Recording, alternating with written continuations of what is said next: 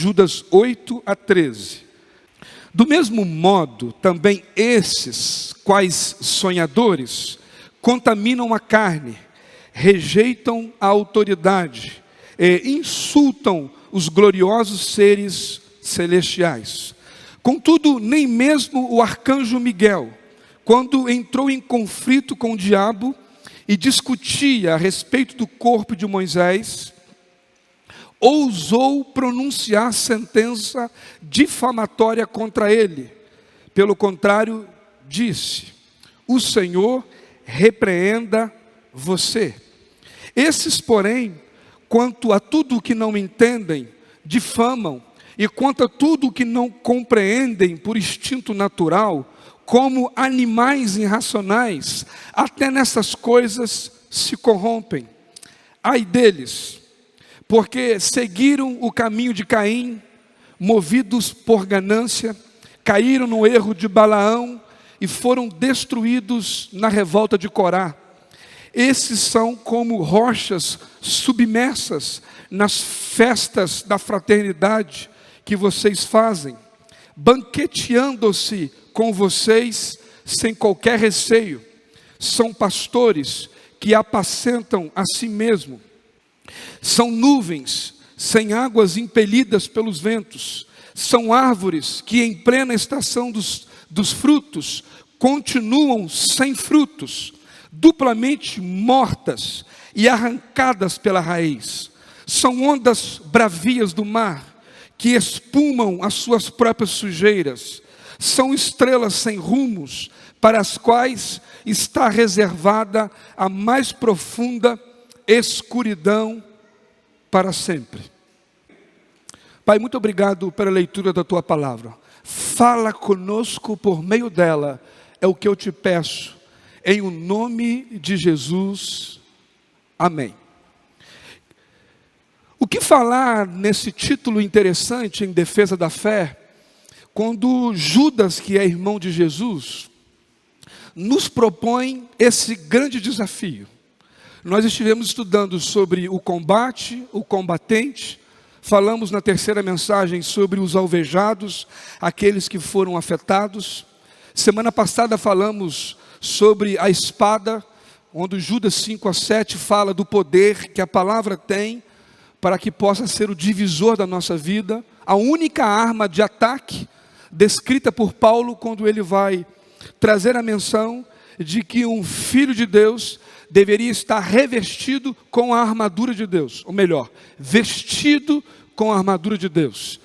Os irmãos lembram do texto, Efésios 6:10, portanto, sejam fortalecidos no Senhor e revistai de toda a armadura de Deus. E lá na armadura, o capacete, a couraça, o cinto, o sapato, está escrito a espada do Espírito. Falamos sobre isso na semana passada. Hoje eu queria falar sobre isso. Os apóstatas, os renegados. Observe comigo que o versículo 8 de Judas, ele vai fazer menção e vai dar continuidade ao que Judas apresentou no versículo 4. Olha o que ele diz, do mesmo modo também esses. Observe que Judas não vai trazer um assunto novo, ele quer encorpar o assunto. E esses são quem? São os renegados, são os apóstatas. Vamos ver o versículo 4. Observe comigo o versículo 4. Pois certos indivíduos, cuja sentença de condenação foi promulgada há muito tempo, se infiltraram no meio de vocês, sem serem notados. São pessoas ímpias, que transformam em libertinagem a graça do nosso Deus e negam o nosso único e soberano e Senhor Jesus Cristo. Irmãos, é muito difícil ouvir má notícia do lugar aonde só deveria ter boa notícia. A igreja, ela surge por meio da boa notícia. A igreja é inaugurada pelo Evangelho. É o Evangelho que são as boas novas, trazidas por Deus, na pessoa de Jesus, para que a igreja se levantasse como igreja gloriosa. Mas nós temos aqui, talvez, aquilo que nós chamaríamos de terrorismo espiritual. Porque, segundo Judas, os renegados da fé, ou os apóstatas da fé, eles não são muito bem identificados. Quando Judas fala que eles se infiltraram e não são percebidos, o que me choca é saber que essa infiltração acontece na igreja e ela vai atacar diretamente a base da igreja, que é a graça. A Bíblia diz que pela graça sois salvos, e isto não vem de vós, é dom de Deus. Então é a luta contra o próprio Deus, ou contra aqueles que são de Deus. E aí a gente vai para uma igreja evangélica, uma igreja contemporânea do século 21, e muitas vezes o que nós ouvimos? Pastor, às vezes nós chegamos na igreja, é o lugar que nós menos somos acolhidos é na igreja. Porque nós temos a expectativa de que todos que estão aqui são verdadeiros filhos de Deus. Judas vai poder dar um choque para que nós percebamos que precisamos cuidar uns dos outros. Olhar por essa ideia de que talvez essa pergunta coubesse aqui nesta noite. Será que hoje há um perigo para a igreja? Há um perigo na vida da igreja brasileira? Há perigo na vida da igreja americana? Há perigo na igreja do Oriente Médio? E se há perigo, que perigo é esse? Porque o que Judas vai tratar é o perigo do abandono da fé. Aqueles que um dia, tocados pelo Espírito Santo, simplesmente venderam a sua fé. Aqueles que estão atrás da profecia, aqueles que estão atrás do milagre, da bênção, mas não do abençoador. É como se Jesus hoje estivesse num grande salão de festa, e Ele é o nosso garçom, Ele faz tudo o que nós queremos. Judas vai querer confrontar isso, e chamar isso dos renegados, os apóstatas da fé. Porque, irmãos, não é de hoje que nós ouvimos falar de pessoas que se infiltram em qualquer área da sociedade para roubar da sociedade o direito de viver e viver bem. Porque o que Jesus veio trazer para nós não foi morte, foi vida. E ao olhar para a história da igreja, nós sabemos que só há vida porque Deus nos trouxe vida. John MacArthur, certa vez, fazendo uma analogia sobre essa característica da morte e do terrorismo, ele diz o seguinte, que o terrorista é tão perigoso no mundo, que torna a nossa vida ainda mais perigosa quando estamos diante da presença de homens e mulheres apóstatas da fé, ou renegados diante da igreja. Afinal, eles geralmente estão disfarçados de luz. E parece que a igreja às vezes esqueceu disso. E isso está na palavra. Observe comigo aqui, 2 Coríntios 11, 14. Isso não é de admirar, pois o próprio Satanás se disfarça de anjo de luz. Queridos, a Bíblia vai dizer que Satanás se disfarça de anjo de luz. Há um texto mais adiante que diz que ele transformaria milagres, faria prodígios, para que, se possível for, enganasse até os escolhidos. Quando Judas abre a ideia do desvio da igreja, de que dentro da igreja há os renegados da fé, ele estava querendo dizer exatamente isso. E Paulo não ficou sozinho e nem Judas. Lembramos de Mateus capítulo 7, versículo 15, quando Jesus diz: cuidado com os falsos profetas. Eles chegam disfarçados de ovelhas, mas por dentro são lobos selvagens. Irmãos, os renegados ou os apóstatas da fé são difíceis de serem identificados. Como é difícil também identificar a vida de um terrorista. Alguém que está no meio de um grupo apenas para dissimular veneno e fazer com que a verdade se torne mentira. Essa carta quer dizer que Judas já sabia do enorme perigo espiritual que nós teríamos que enfrentar. Observe que no versículo 3 do texto base que nós estamos meditando, que é Judas, eu quero repetir com os irmãos, diz assim: amados, quando eu me empenhava para escrever-lhes a respeito da salvação que temos em comum, senti que era necessário corresponder-me com vocês para exortá-los a lutar pela fé que uma vez toda foi entregue pelos santos. Ou seja, Judas queria fazer menção de que nós, como igreja, agora como nós já recebemos a palavra, nós deveríamos guardar ela. E a forma como nós sabemos que a palavra é guardada é quando nós obedecemos ela. É quando nós olhamos para a nossa vida e para a vida dos irmãos e vemos fruto. A Bíblia diz que pelo fruto conhecereis a árvore. Judas queria que eu e você pudéssemos entender que há uma importância de não apenas conhecer, mas obedecer a palavra. Defender a fé é defender a palavra, e eu só defendo a palavra quando eu não abro mão dela. E qual é a melhor maneira para que eu saiba que eu não tenho aberto mão da palavra de Deus? É quando o pecado bate a porta, é quando eu estou num relacionamento na igreja, eu posso orientar aquele irmão, ou eu posso receber orientação dele. Porque viver a vida cristã é saber que o evangelho é vida na vida. Eu toco, mas eu também preciso ser tocado. Mas nós temos uma peneira, nós temos um nível, esse nível é a palavra. Talvez chamar de terrorista é muito puxado, mas olhar para esse texto como os apóstatas, não, nós estamos longe disso. A parte B do versículo 4 de Judas diz: esses que infiltraram entre vocês transformam em libertinagem a graça do nosso Deus. Misericórdia. É o que nós precisamos clamar para a vida daqueles que transformam a graça de Deus em libertinagem. Como combater os falsos ensinos que nós ouvimos diante daquilo que se diz ser igreja? Porque qualquer um hoje pode pegar o celular e olhar no YouTube uma pregação, acompanhar no Twitter, acompanhar aí no Instagram, no próprio WhatsApp, o compartilhamento de tantas informações que, à luz da Bíblia, diferem de tudo aquilo que Deus tem para mim e para você. Judas chama, é preciso falar sobre a defesa da fé. A Bíblia diz, nem todo aquele que dirá Senhor, Senhor, entrará no reino do céu. Até que ponto nós estamos visualizando essa graça? Judas quer deixar claro, irmãos, que toda heresia, toda mentira, ou toda palavra pregada deve ser ferida pela própria palavra revelada. Atos 17 vai falar daquela inferência que Paulo fala da igreja de Tessalônica e da igreja de Bereia, dizendo que os bereanos eram pessoas mais sábias, porque tudo que Paulo pregava se olhava na Bíblia o que se dizia.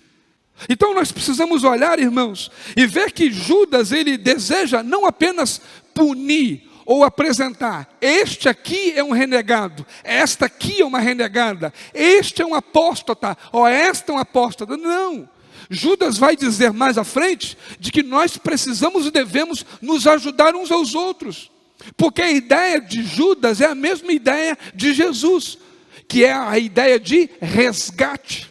Acompanhe comigo, dentro do livro de Judas, vamos para o final, o versículo 22 e 23, diz assim: tenham compaixão daqueles que vacilam na fé. Pergunto para você, é difícil você andar com alguém que está na igreja, e que você olha e fala, rapaz, vacilou na fé.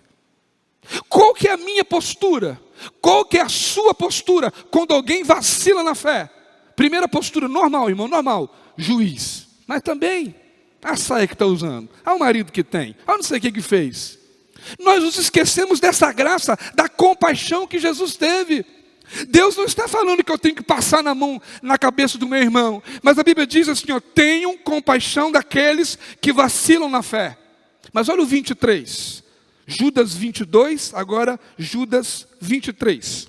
Resgatem outros, tirando-os das chamas do julgamento, de outros ainda tenham misericórdia, mas façam isso com grande cautela, odiando os pecados que contaminam a vida deles. Pergunto, você percebeu? Que há muita coisa que nós precisamos mudar, mesmo que nós ainda não sejamos os apóstatas. Porque se você não é um apóstata, você vai precisar saber como que você vai lidar com ele. Porque eles estão dentro da igreja. O texto diz que eles se infiltraram na igreja. Judas está dizendo que devemos odiar o pecado. É tudo que está relacionado com ele. Mas o próprio pecador deve ser tratado com piedade e não com ódio. Então, como fazer isso com um filho? Que você diz, vai aqui, e ele vai para lá. Faça isso, e ele faz aquilo.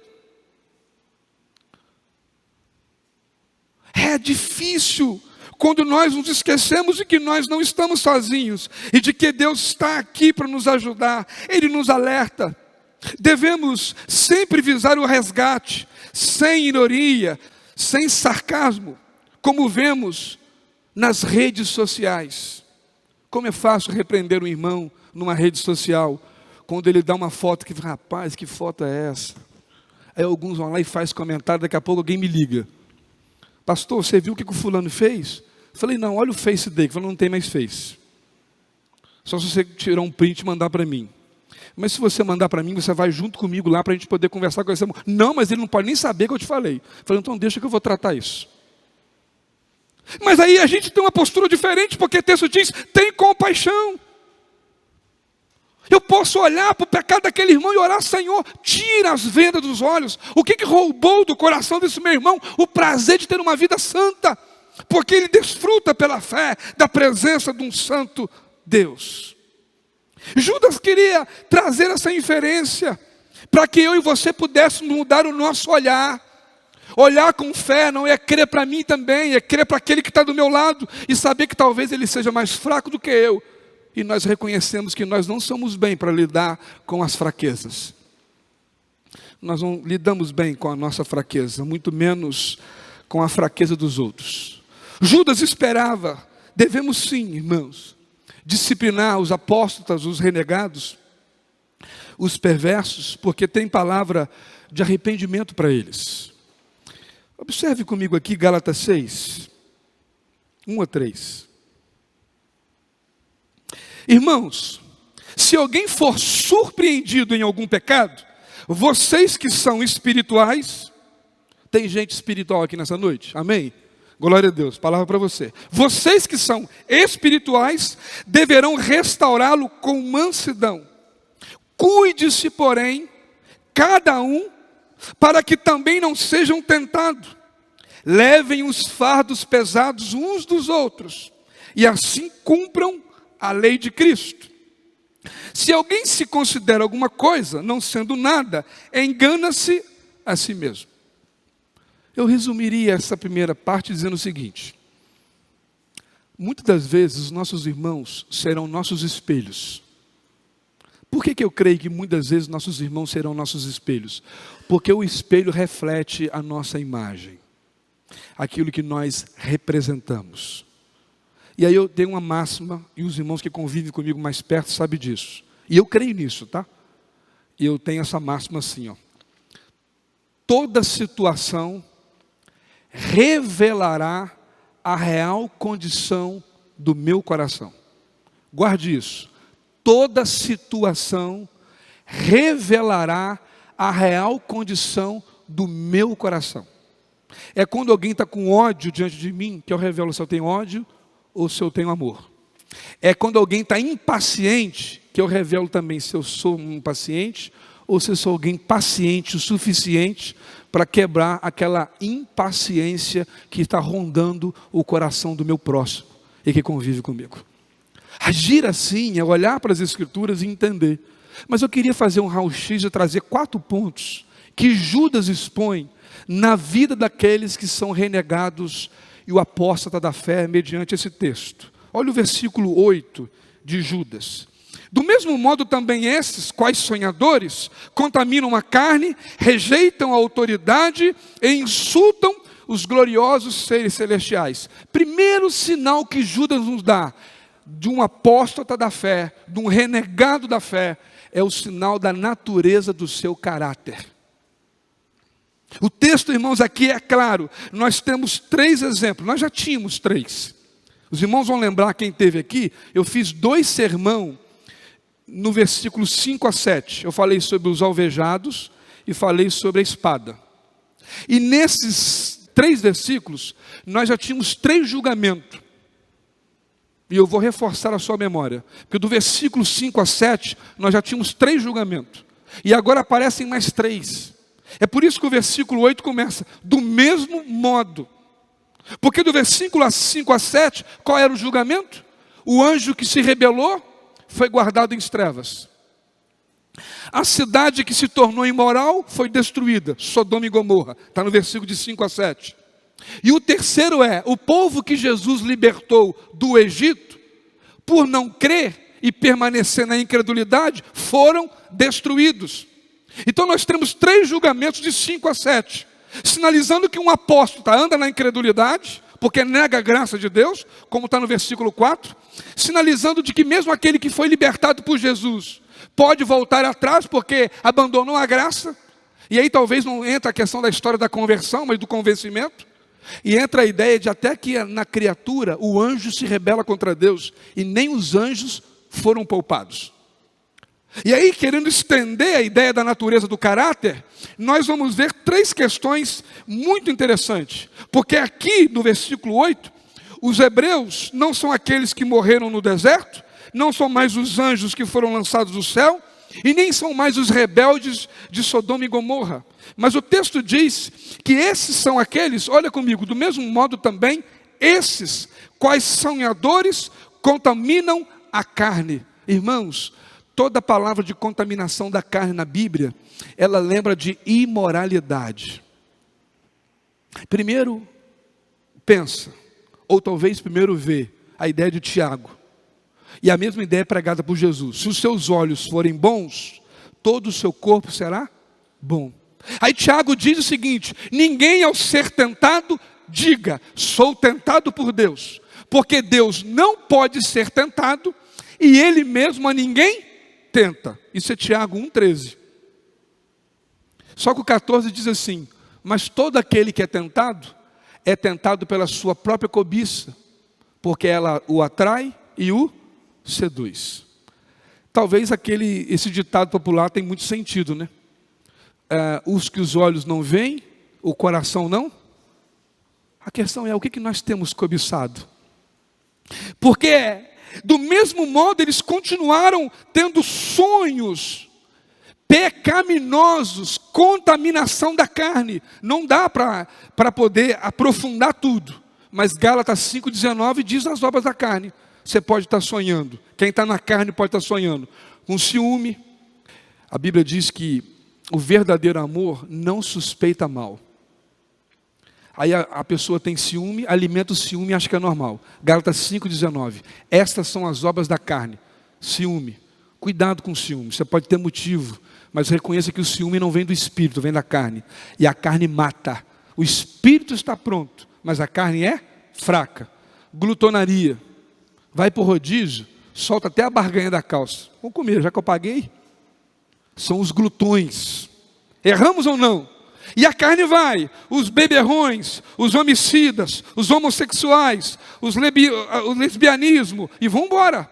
Obras da carne, não são obras do Espírito. Aí o texto diz o quê? Que na revelação do caráter, a natureza do caráter, ela passa pela contaminação da carne, ela passa por essa irreverência. O texto diz, rejeitam a autoridade. Irmãos, uma terra que não tem autoridade, ela não tem o quê? Não tem lei, não tem justiça, não tem parâmetro.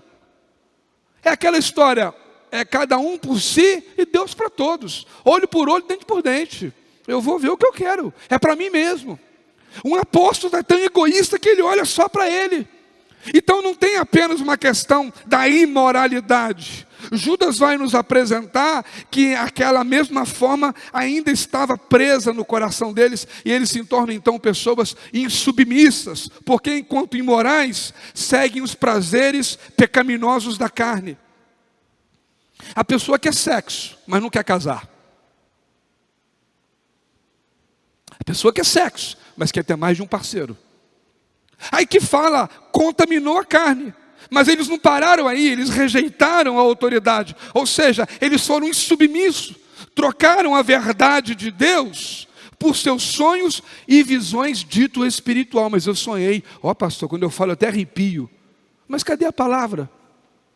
É o milagre que revela a grandeza de Deus? É o milagre ou a minha ação que revela a palavra e garante a palavra? Ou é a palavra que antecede tudo? Aonde está o nosso coração? E aí ele diz que eles contaminam a carne, eles rejeitam a autoridade e insultam os gloriosos seres celestiais. Ou seja, ainda são irreverentes, orgulhosos e arrogantes. Ou seja, eu não sou seguidor da verdade, eu me tornei dono dela. Então essa pessoa, ela não gosta de ouvir, ela quer falar. Porque o que tem que prevalecer é o que ela fala. Olha Pedro tratando da mesma coisa que Judas tratou. 2 Pedro 2, 10 e 11.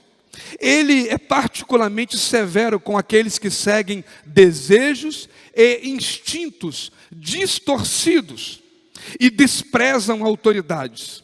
Tais indivíduos são orgulhosos e arrogantes e atrevem-se até zombar dos seres sobrenaturais. Já os anjos, muito maiores em poder e em força, não ousam apresentar diante do Senhor uma acusação de blasfêmia contra esses seres. Irmãos, observe que tanto Pedro quanto Judas estão dizendo que os apóstolos rejeitam imprudentemente qualquer pensamento que as forças demoníacas têm de poder. Ou seja, eles são intocáveis. Eles se consideram intocáveis. Agora, será que isso é de agora ou isso já vem do passado? Vamos dar uma olhada em Lucas 10, 17 a 20. Quando Jesus manda os seus discípulos para uma missão, os 72 voltaram alegres e disseram: Senhor, até os demônios se submetem a nós, em teu nome. Ele respondeu: eu vi Satanás caindo do céu como relâmpago. Eu dei a vocês autoridade para pisarem sobre cobras e escorpiões, e sobre todo o poder do inimigo. Nada lhes fará dano. Versículo 20. Contudo, alegrem-se, não porque os espíritos se submetem a vocês, mas porque os seus nomes estão escritos nos céus. Então, por um lado, você tem que saber que o que a Bíblia diz é verdade. E entre tantas coisas a Bíblia diz: eis que Satanás está ao derredor, bramando como leão, procurando a quem possa tragar. Mas nós temos na palavra a autoridade pelo nome de Jesus, que Satanás, sua serpente, todo mal vai cair por terra. Mas a minha alegria não está porque eu comando o reino espiritual e porque o diabo me obedece. A minha alegria deve estar porque o meu nome e o seu nome está escrito no livro dos céus. Então isso não faz parte do céu e nem do meu caráter. Uma natureza em que despreza a graça de Deus, contaminando a mente, rejeitando a autoridade e desprezando os seres espirituais. Irmãos, o diabo existe, mas ele tem o seu lugar. A questão é o que nós temos feito com aquilo que Jesus tem nos dado. Judas queria traçar esse pano de fundo, para que eu e você identificássemos os traços do caráter desses terroristas espirituais. Você já viu numa igreja? Pare de sofrer. Culto da libertação. Irmãos, quem te liberta é a palavra, quem te liberta é Jesus. Qual culto que não tem libertação? É o culto onde Deus não é centrado e o evangelho não é pregado. Nós vamos cair no modismo e tudo se fala, menos da palavra. O que Jesus e Judas, nesse texto, nos revela, é de que nós temos sonhos, e Deus não tem problema com eles, mas os nossos sonhos não são maiores do que os planos e do que aquilo que podemos, talvez, se é possível chamar de sonhos de Deus. Lembra de Números 23, quando a Bíblia diz que Deus não é homem, nem filho de homem, porventura poderia Deus ter prometido e não cumprido? Ao contrário, tudo que Deus prometeu se cumprirá. E nós podemos olhar isso. Segunda coisa, Judas apresenta a natureza do caráter, mas Judas apresenta agora, nós lemos o versículo 8. Observemos o versículo 9 e 10, a segunda grandeza, a segunda verdade, não é a natureza do caráter, mas é a ignorância do conhecimento dos apóstatas, dos renegados da fé. Versículo 9 e 10. Contudo, nem mesmo o arcanjo Miguel, quando entrou em conflito com o diabo e discutia a respeito do corpo de Moisés, ousou pronunciar sentença difamatória contra ele. Pelo contrário, disse: o Senhor repreenda você. Esses, porém, quanto a tudo que não entendem, difamam, e quanto a tudo que compreendem por instinto natural, como animais irracionais, até nessas coisas se corrompem. É impressionante como Deus é grande e Ele é capaz de fazer com que a sua verdade prevaleça. Se você observar, há uma expressão aqui nesse texto e em que ela não encontra em nenhuma parte da Bíblia. Os estudiosos vão entrar em conflito sobre o parecer, e eu quero fazer menção, se você não observou, ao que está escrito no versículo 9, olha aqui: contudo, nem mesmo o arcanjo Miguel, quando entrou em conflito com o diabo e discutia a respeito do corpo de Moisés. Esse texto você não tem em nenhum lugar da Bíblia, é só aqui. Então você poderia perguntar, se não tem em nenhum lugar da Bíblia, por que está aqui? Há duas, pelo menos, teses para essa verdade.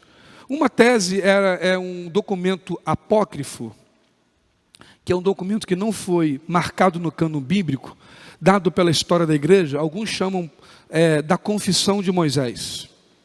E é na Confissão de Moisés que se encontra esse registro, que houve essa suposta briga do diabo pelo corpo de Moisés, porque o interesse do diabo era, uma vez saber onde está o corpo dele, levar o povo hebreu a idolatrar Moisés. Porque Moisés no Antigo Testamento, pela teologia, tem a tipificação de Jesus. Por quê? Porque quem nos liberta do pecado é Jesus. E quem libertou o povo do Egito, pela graça de Deus, foi Moisés. Deus usa Moisés para libertar o povo do Egito. Egito representa o poder do inferno, o poder do mal. Moisés representa o homem que, eleito por Deus, tira o povo da garra do Egito, da garra do mal. Então, quando nós olhamos esse texto, talvez você fique a pensar, o que seria isso? Seria realmente essa confissão de Moisés? Ou esse texto, a assunção de Moisés? Há um escrito que diz assim: baseado em um trecho de um livro perdido chamado A Assunção de Moisés, uma literatura extra-bíblica, corria naquele tempo a história de que o arcanjo Miguel brigou para manter o corpo de Moisés escondido, longe do diabo, que desejava utilizá-lo para os seus atos diabólicos, a idolatria. Em todo caso, trata-se de uma história que se perdeu e sem qualquer importância para a história da redenção, tanto que não são registradas em nenhum lugar da Bíblia. Então, por que Judas cita nessa carta? Sendo aceito e admirado pelos apóstatas, Judas cita essa literatura para demonstrar o quanto os falsos mestres não levam a sério nem os livros que eles tanto veneram. Lê-se em Assunção de Moisés que nem Miguel ousou acusar o diabo de blasfêmia durante sua luta contra ele.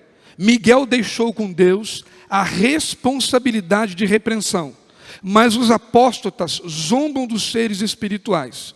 A grande questão é o seguinte, irmãos: não é a primeira vez que a gente vê na Bíblia uma citação de algum texto que foi escrito em uma literatura extra-bíblia. Eu vou citar mais um aqui. Vamos citar Atos 17, 28, só para sua curiosidade, para você ver que Deus, na sua soberania, usa a linguagem que Ele precisa usar para que o meu e o seu coração seja atingido. Era muito comum essa história entre o povo, e Deus permitiu que Judas fizesse isso. Agora olha comigo aqui, Atos 17, 28. É mais um exemplo de uma literatura, uma palavra que é usada na Bíblia, e é extra a Bíblia, uma literatura extra-bíblica. Diz assim: pois nele vivemos, pois nos movemos e existimos, como disseram alguns dos poetas de vocês, também somos descendência dele. Olha que o apóstolo usa o comentário dos poetas daquela época para explicar um princípio bíblico de que nós vivemos e nos movemos em Deus. Então a grande questão é olharmos para esses que se diziam apóstatas. Eles não acreditavam nem naquilo que eles escreveram, supostamente. Esse material extra bíblica que eles se diziam crer, não é base para que agora eles vão debochar da ação do arcanjo Miguel. Irmãos, o arcanjo Miguel, ele era o símbolo da ação de Deus imediata no povo. E eu quero lembrar você, e não tem como não deixar de ler esse livro, dá uma olhada comigo, para você lembrar a importância que tinha a citação do arcanjo Miguel, como a inferência de Deus na vida do seu povo. Nós vamos ler 3 versículos, Daniel 10, 12, 13 e 21. Diz assim: e ele prosseguiu: não tenha medo, Daniel. Desde o primeiro dia em que você decidiu buscar entendimento e humilhar-se diante do seu Deus, suas palavras foram ouvidas e eu vim em resposta a elas. Mas o príncipe do reino da Pérsia me resistiu durante 21 dias. Então Miguel, um dos príncipes supremos, veio em minha ajuda, e eu fui impedido de continuar ali com os reis da Pérsia. Agora o último versículo de Daniel 10, que é o versículo 21. Mas antes revelarei a você o que está escrito no livro da verdade, e nessa luta ninguém me ajuda contra eles, senão Miguel, o príncipe de vocês.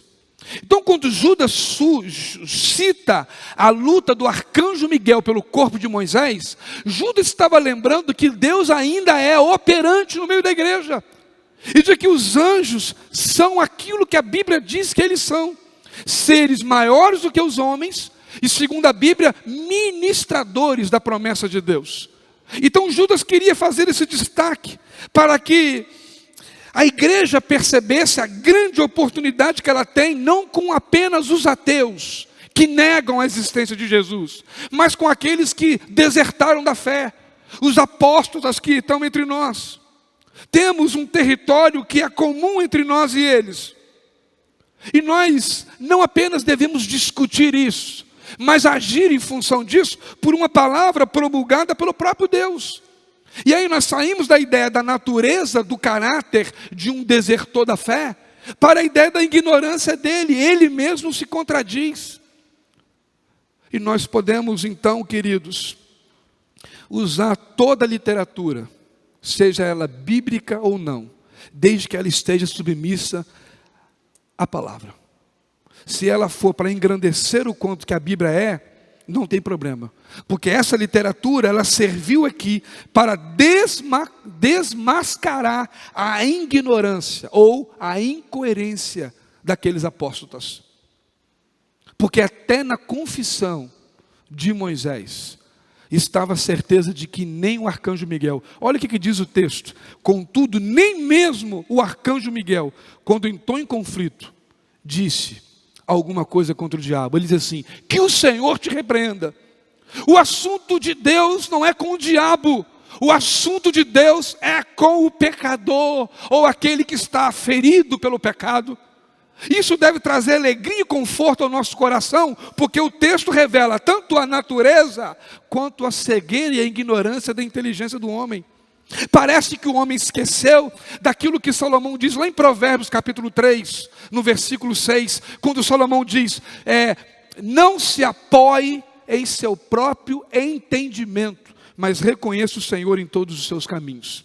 Terceira verdade, nós vimos a natureza do caráter, nós vimos a ignorância do entendimento do desertor e renegado da fé. Agora nós vamos ver a variedade do seu comportamento. Olha o versículo 11.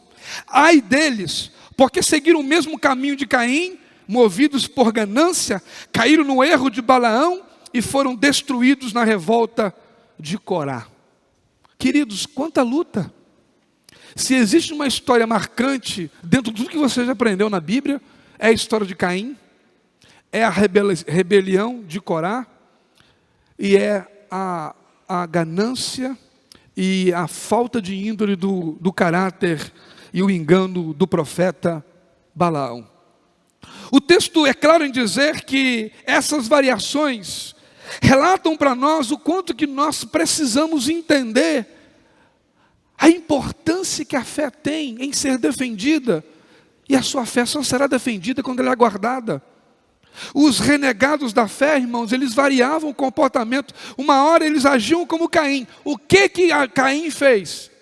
Caim não agiu com fé, ele não creu em Deus. Caim quis mudar a coisa, ele quis fazer diferente do que Deus falou. Vamos ver isso, Hebreus 11:4. O texto que fala sobre a galeria da fé, Hebreus 11:4. Pela fé, Abel ofereceu a Deus um sacrifício superior ao de Caim. O que era superior? A fé. O que estava entre Abel e Caim era a fé, ou seja, a palavra. O quanto que eu e você damos ou não crédito em Deus. Lembra que Jesus falou em João? Como vocês dizem que me amam, se não obedecem a minha palavra? O versículo diz que eles seguiram o mesmo caminho de Caim, o caminho da incredulidade, o caminho da rebelião. Mas eles não pararam aí, eles seguiram o caminho de Balaão. Em casa, se você estiver curioso, você vai ler Números 22 a 24 e o versículo 31 é o quarto livro da Bíblia. Gênesis, Êxodo, Levítico, Números 22 a 24 e 31. Você verá que ele se tornou um apóstata porque foi movido pela ganância. E ele passou a profetizar pelo dinheiro que ele recebia. O valor de Balaão não estava mais na palavra de Deus, mas no ouro e na prata que ele ia ganhar. Parece que o discurso mudou ou não? Porque a Bíblia diz que Jesus falou: aonde estiver o seu tesouro, ali estará o seu coração. Alguns dizem, e eu também repito, que o diabo tem duas pernas. Uma é o dinheiro, a outra é o sexo. Você chega num problema, por quê? Por quê? Por quê? Por quê? Por quê? Por quê? Ou tem sexo, ou tem dinheiro. É disputa básica. Só que a Bíblia diz em Provérbios 22 que Deus é o dono do ouro e da prata. Aqui nessa história o problema é que Balaão, que era o profeta, ele foi motivado pelo amor ao dinheiro. Ele mostrou a Balaque como fazer o povo de Israel tropeçar. Apocalipse capítulo 2, 14 diz que ele instigou a comer alimentos oferecidos a ídolos e praticados a imoralidade sexual. O que ele queria era ganhar dinheiro. E quantas vezes as pessoas estão fazendo o mercado da fé? E diga, traga dinheiro. Quando mais dinheiro você trouxer, mais dinheiro você vai ganhar. Porque a palavra é semente. Quando você planta dinheiro, você colhe o dinheiro. Aonde a Bíblia diz isso, irmãos? É lógico que nós cremos no princípio da semeadura, mas Deus nunca falou que nós ganharíamos dinheiro porque nós aplicaríamos dinheiro. A igreja não é banco. A igreja não é banco. A igreja não é banco. Caminho de Caim, da incredulidade. Caminho de Balaão, o caminho da idolatria ao dinheiro, da ganância. E por último, a rebelião de Corá. Quando Corá se rebela contra Moisés e instiga 250 levitas não servirem mais Moisés, a Bíblia diz que a terra, irmão, se abriu e eles foram engolidos vivos, porque rejeitaram a autoridade que Deus tinha dado a Moisés e a Arão. Olha que coisa difícil de olhar, quando a Bíblia diz que os renegados, os desertores, os apóstolos da fé, seguem o caminho de Caim, o caminho da incredulidade, seguem o caminho de Balaão, que é o caminho motivado pela ganância, e seguem o caminho da rebelião de Corá, que é o caminho da rebelião contra a autoridade instituída por Deus.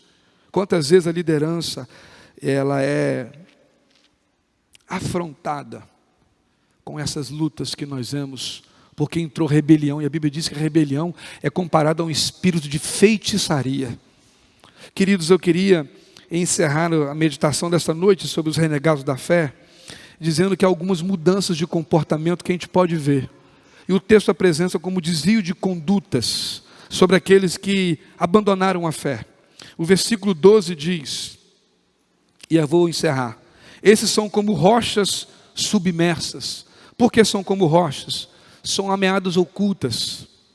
Já viu aquele Recife, que você olha de cima, a água está mais verde, você não vê, você pula, você bate na pedra, porque a pedra está submersa. Parece que não tem nada ali, mas os obstáculos estão na frente, porque os renegados da fé são como rochas submersas.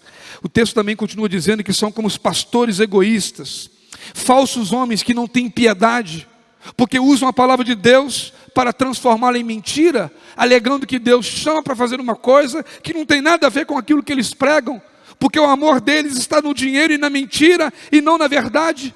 Jesus é esquecido. Aí ele diz, são como rochas submersas, diz o texto aí, pastores egoístas, diz o texto, são nuvens vazias. Ou seja, arautos da mentira, o que está acima de você é o próprio Deus? Se for, são nuvens de verdade. O céu está limpo. São árvores mortas, não têm utilidade. São ondas bravias, são como lixo abandonado, espalhado como espuma vergonhosa, porque o seu testemunho não é fiel, não seguem aquilo que pregam. Está exatamente como Isaías 29:14. Esse povo me honra com os lábios, mas o seu coração está longe de mim. E o versículo 12 continua dizendo, estão como estrelas, a última frase, sem rumo. Por quê? Porque estão sem luz, estão condenados às trevas, não há mais um brilho no coração deles. Deus nos chama a entender isso, porque são condutas que mostram os desvios. E a verdade, irmão, que em todo contraste que você vê, nós somos chamados a andar por aquele que é o caminho, a verdade e a vida. O caminho de Cristo é estreito, mas leva à vida eterna. A verdade de Cristo é amarga, mas nos liberta dos pecados. A vida de Cristo é ofuscada pela vida aqui na terra, mas é plena e abundante porque é eterna. Eu confesso que o meu desejo nesta noite é que eu e você escolhemos o caminho de Cristo, a verdade de Cristo e a vida de Cristo, sabendo que temos compaixão para amar esses irmãos que de alguma forma estão vacilando na fé e desertaram porque se esqueceram do seu chamado.